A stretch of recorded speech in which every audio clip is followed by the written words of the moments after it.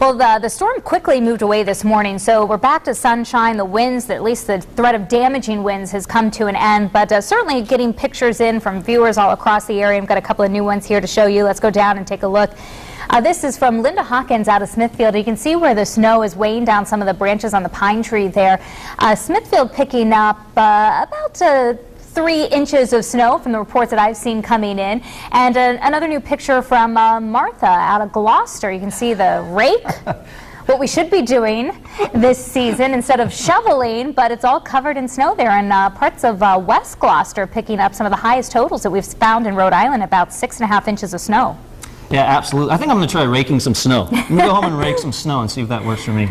Right now, live pinpoint Doppler 12, not showing any precipitation. You know, fortunately, the snow is gone, as Michelle just mentioned, and now we're just left with some of the gusty winds. And we were just talking about some of those hanging tree branches. Well, that still could be an issue, especially north and west of 295, where we have a fair amount of heavy, wet snow kind of hanging on the branches. And one of the things we can do with live pinpoint Doppler 12 is take you into sort of what the terrain looks like, and you can see around Providence towards Narragansett Bay, we are very low with the elevations, but sort of as we creep into these hills of northern and western Rhode Island, even a few hundred feet made a huge, huge difference with snowfall amounts, and even more of a difference as we went up into Worcester, Massachusetts, north of here. I mean, I think Worcester had about 14 inches, Michelle, and just 5 miles to the south, 6 to 7 inches. So that just shows you the very dramatic effects of elevation, and I know you're going to talk more about the weight of the snow, why the wet snow is often worse than the dry snow. Yeah, this is going to be very difficult to remove, and even, you know, a little bit of snow, a couple of inches here, very heavy and wet. And in terms of how much does it weigh, well, a dry snow can be as little as a pound per cubic foot. Average would be about 12 to 15 pounds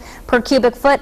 This sort of snow that we saw from this storm could weigh more than 20 pounds per cubic foot. So it's weighing down on your rooftops, it's weighing down on the limbs and branches, and that's what is causing all of these millions of homes across the Northeast to be without power this morning.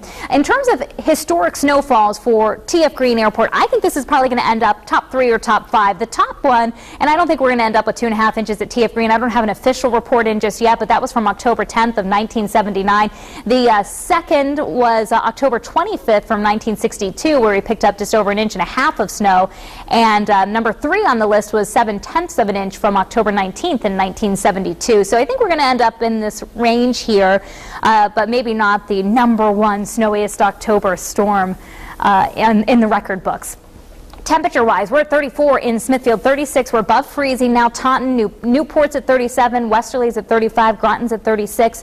Wind gusts right now still fairly breezy. We've got 20-25 mile-an-hour gusts over Rhode Island. Higher amounts, 30 to 45 mile-an-hour wind gusts out over the Cape and the islands this morning. It's going to be breezy, but again, the wind warning that we had yesterday, it's been allowed to expire. We're not under any sort of warnings or advisories at the moment. Here's the center of our storm. It's racing away. You can see it's just coastal Maine now that's still dealing with the snow. So for our area this afternoon, skies should look something like this, and I am forecasting our highs to get back up into the middle 40s. We're going to melt a lot of the snow away very quickly this afternoon as these temperatures and the sun go to work. About 40 by 5 o'clock this evening, and then very late tonight, anything that's still wet is going to freeze over. Check out these overnight lows. 25 Smithfield, 28 in Providence, 27 in Westerly. So we're going to watch for black ice on the sidewalks, on your driveways, on any untreated roadways tomorrow morning. It may be an issue for the early morning commute. And then for Halloween Monday evening, after topping out in the 50s during the day, I expect us at 5 o'clock to be at about 47 degrees, and then by 9 o'clock in the evening down to 42. After a storm like this is the kind of 7-day that you want to see. A very quiet one. No major storms in the next 7 days, though temperatures are going to stay cooler than average. We still should be in the upper 50s to near 60 for a high. We're much cooler than that today and into the week ahead. Now, the only sort of yeah, question mark that we have in terms of the weather is Tuesday. There's an offshore storm system. Now, all of our computer models are saying it stays just out to sea, but we'll keep an eye on it for you and make sure it doesn't try and creep its way up towards our area.